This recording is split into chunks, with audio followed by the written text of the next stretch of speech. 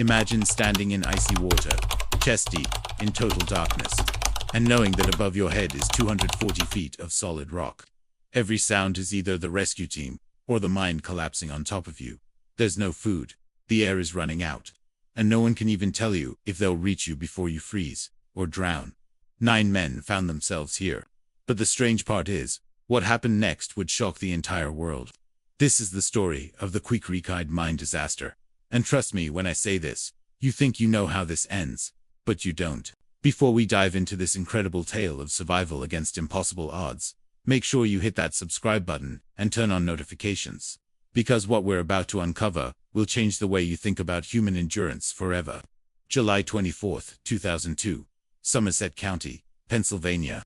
It's a Wednesday night, and 9 coal miners are working the late shift at the Quecreek mine. These aren't rookie miners, okay? These guys have been doing this for years. They know every tunnel, every safety protocol, every warning sign. But here's the thing, sometimes even experience can't save you from what's about to happen. At around 9 p.m., one of the miners, Randy Fogel, is operating a cutting machine, when suddenly, the bit breaks through into what they think is just another section of coal. But instead of hitting more rock, water starts seeping through. Not a lot at first, just a trickle. And that's when everything goes wrong. Fast. See, what they didn't know, what nobody knew, is that their maps were wrong. Dead wrong. They had just broken through into the abandoned Saxman mine, a flooded mine that had been sitting there like a ticking time bomb for decades. And now, 50 million gallons of water were about to come rushing toward them. The trickle becomes a stream. The stream becomes a torrent. And within minutes, these 9 men realize they were about to be swept away by a wall of water, in a space where there's literally nowhere to run. The impossible choice now, here's where it gets crazy. As the water starts flooding in, the miners have maybe, and I mean maybe, 10 minutes to make a decision that will determine whether they live or die. They can try to run toward the main entrance, but that's over half a mile away, through tunnels that are rapidly filling with water. Or, they can head deeper into the mine, to the highest point they can find, and hope, just hope, that there's an air pocket big enough to keep them alive until help arrives. Randy Fogel makes the call. We're going deeper, he shouts over the roar of the water. And so these 9 men, instead of running toward safety, run toward what looks like certain death. They're essentially trapping themselves. But you know what? That impossible choice, that decision to go deeper into the mine, instead of trying to escape, that's what saves their lives. Because if they had tried to run for the entrance, they would have been swept away and drowned in minutes. The 9 miners are Randy Fogel, Mark Popanek, John Unger, John Filippi, Thomas Foy, Ron Heilman, Dennis Hall, Robert Pugh Jr., and Harry May. Remember those names, because what they're about to endure will test every limit of human survival. Trapped in the dark, so now these guys are huddled together in a small air pocket about 240 feet underground. The water is chest deep, and it's absolutely freezing. We're talking about 55-degree water. In the pitch black. And the air pocket they're in, it's maybe 4 feet high and about 8 feet wide. That's it. That's their entire world now. But here's what's really terrifying. The water is still rising. Slowly, but it's rising. Every hour that passes, they have a little less air, a little less space. They're not just trapped, they're on a timer. And get this, above ground, nobody even knows they're missing yet. The shift supervisor isn't expecting them to check in for hours. So while these 9 men are fighting for their lives in that tiny air pocket, the outside world has no idea anything is wrong. They tried to stay warm by huddling together, but hypothermia is already setting in. They share the few snacks they have, a couple of granola bars, some tobacco to chew on. That's it. That's their food supply for what's about to become a 3-day ordeal. And the psychological pressure.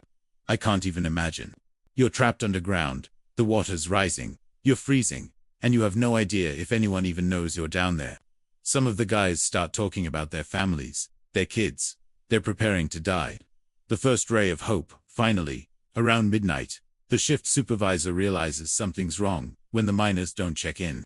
Rescue teams are called, and by dawn, they've figured out what happened. The good news, they know roughly where the miners are trapped. The bad news, getting to them is going to be nearly impossible. The rescue teams face a nightmare scenario. The mine is completely flooded. They can't send divers down because the tunnels are too dangerous, too unstable. The only option is to drill straight down from the surface, 240 feet, through solid rock and earth. But first, They need to know if the miners are even still alive. So they bring in this massive drilling rig and start drilling what they call a 6-inch bore. It's basically a tiny hole, just wide enough to maybe get some air down to the miners and, hopefully, hear if anyone's still alive down there. Now here's the thing. Drilling 240 feet straight down with pinpoint accuracy, that's incredibly difficult. If they're off by even a few feet, they'll miss the air pocket entirely. And they have one shot at this, because every hour they spend drilling is another hour the miners are losing body heat and oxygen. Contact after what feels like forever. The drill bit finally breaks through. And then, miracle of miracles, they hear voices. Faint, but definitely human voices. The miners are alive. They lower a small pipe down the borehole and start pumping compressed air into the air pocket. It's not much, but it's enough to keep the miners from suffocating. They also lower down a tiny camera and some communication equipment. And that's when they get their first real look at what these guys have been going through. 9 men, huddled together in chest-deep water, shivering uncontrollably, but alive. Barely, but alive. The miners tap out messages on a piece of metal, and the rescuers tap back. It's the first real communication they've had with the outside world in almost 18 hours. But now comes the hard part. Actually getting them out. The race against time, okay? So you might think this is where the story gets easier, right? They've made contact. They're pumping air down. Surely the rescue is just a matter of time. But no, this is where things get really intense. See, pumping water out of the mine isn't working fast enough. There are millions of gallons down there, and for every gallon they pump out, more water keeps seeping in from surrounding areas. At this rate, it would take weeks to drain the mine, and the miners don't have weeks. They don't even have days. So the rescue teams make a desperate decision. They're going to drill a second hole. A much bigger hole, wide enough to actually pull the miners out, one by one. They call it the rescue shaft, and it needs to be 30 inches wide and 240 feet deep. But here's the problem. Drilling a hole that big, that deep, with that level of precision, it's never been done before in a rescue situation like this. And if something goes wrong, if the drill gets stuck or the walls of the shaft collapse, the miners will die down there. Meanwhile, underground, things are getting worse. The miners have been in that freezing water for over 30 hours now. Hypothermia is setting in big time. Some of the guys are starting to lose consciousness. They're taking turns standing up to keep their blood circulating, but they're all in bad shape. The breakthrough for 24 straight hours, that drilling rig runs non-stop. The rescue teams work in shifts around the clock, drilling through rock, clay, and everything else between the surface and those 9 trapped miners. And then, finally, after what feels like an eternity, the drill breaks through into the air pocket again. This time, it's a 30-inch wide hole, just big enough to fit a rescue capsule. But now, they face another problem. The rescue capsule is basically a metal tube that can fit one person at a time.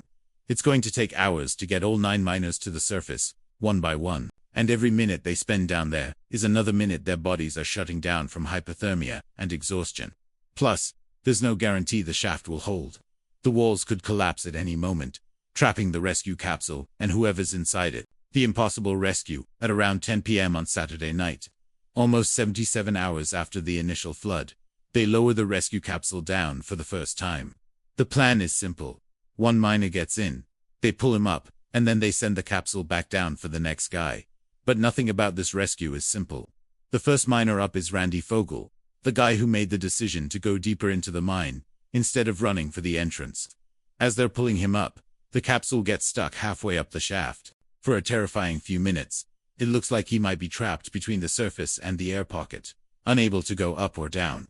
But the rescue teams manage to free the capsule, and Fogel reaches the surface. 1 down, 8 to go. The second miner up is Mark Popernak.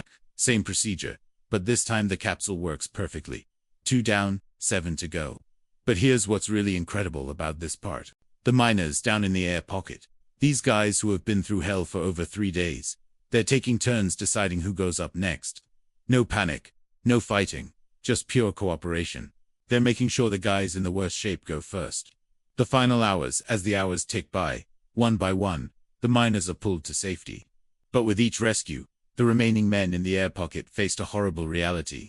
They're getting colder, weaker, and there are fewer people to help keep each other warm. By the time they get to the last 3 miners, these guys have been in that freezing water for almost 77 hours.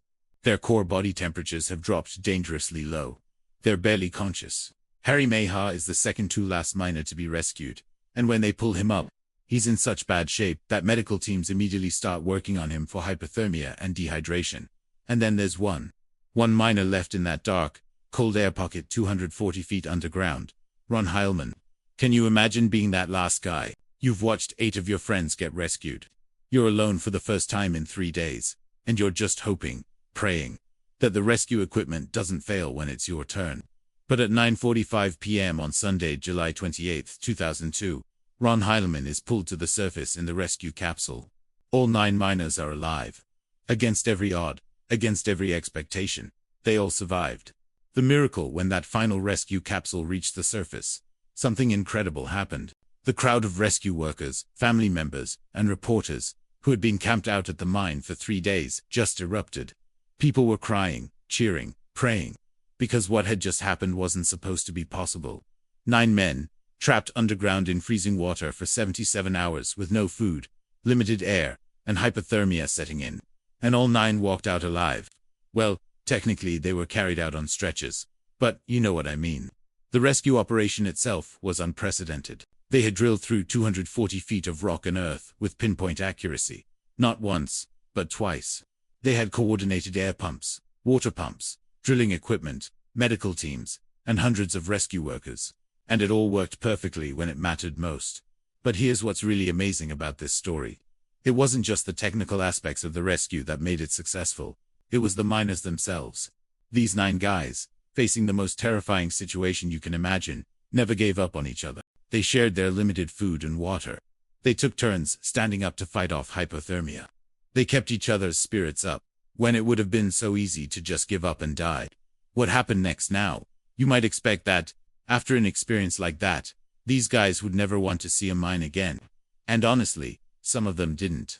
A few of the miners decided that was it. They were done with coal mining forever. But others, they went back to work. Not right away, obviously. They spent weeks recovering from hypothermia and exhaustion. But once they were healthy, some of them actually returned to mining. Randy Fogel, the guy who made the decision to go deeper into the mine, he became something of a local hero. People would recognize him at the grocery store, at restaurants. He saved 8 lives with that one decision, and everyone knew it. The rescue itself cost over $12 million and involved hundreds of people working around the clock. But when you consider that 9 families got their fathers, husbands, and sons back, I'd say that was money well spent. The lasting impact. The Quecreek Mine rescue changed how mining rescues are conducted all over the world. The techniques they developed, the equipment they used, the coordination between different agencies. It all became the gold standard for underground rescue operations. But more than that, it became a symbol of what's possible when people refuse to give up. When the easy answer is there's nothing we can do. Sometimes the right answer is let's try something that's never been done before. The story was made into a TV movie, documentaries were filmed, books were written. But nothing can really capture what it must have been like to be in that air pocket for 77 hours. Not knowing if you're ever going to see daylight again. The human element, you know what gets me about this story. It's not just the technical miracle of the rescue. It's the human side of it. These 9 men, strangers who happened to work the same shift, became brothers in that mine. They faced death together, and they chose to live together. No one panicked. No one gave up. No one said every man for himself. In a world where we hear so much about people being selfish, about everyone looking out for themselves, the Quecreek miners remind us that when it really matters, humans are capable of incredible things. They wrote letters to their families on pieces of cardboard they found floating in the water. They made peace with God. They said their goodbyes. But they also never stopped fighting. Never stopped believing that somehow, some way, they might make it out alive. And the rescue teams above ground. They worked for 77 straight hours without sleep, without breaks, because 9 lives depended on them getting it right. Drillers, engineers, medical teams, mine safety experts, even volunteers who just showed up to help however they could. The miracle that changed everything. So, was it really a miracle? I mean, you could argue that it was just good engineering, expert drilling, and a lot of luck. You could say that the miners survived because they made smart decisions and the rescue teams knew what they were doing. But when you look at all the things that had to go exactly right for this story to have a happy ending, when you consider how many ways this could have gone wrong, I think miracle is the right word. 9 men went to work on a Wednesday night in July 2002. expecting to come home Thursday morning. Instead, they spent 77 hours trapped underground, facing hypothermia, drowning, suffocation, and certain death. But they didn't die. All 9 of them walked out of that mine, and while they were changed by the experience, while some part of them will always be in that dark, cold air pocket, they lived. They lived because they refused to give up on each other. They lived because hundreds of rescue workers refused to accept that the situation was hopeless. They lived because sometimes, against all odds, the impossible becomes possible. The Quecreek Mine rescue remains one of the most successful underground rescue operations in history. If this story of survival and human determination moved you, make sure to share this video and let others know about the incredible courage shown by both the trapped miners and their rescuers. What do you think? Could you have survived 77 hours in those conditions? Let me know in the comments below. Don't forget to subscribe for more incredible true stories of human survival and endurance. Because sometimes the most unbelievable stories are the ones that actually happened. Thanks for watching, and remember, when everything seems impossible, sometimes the impossible is exactly what happens.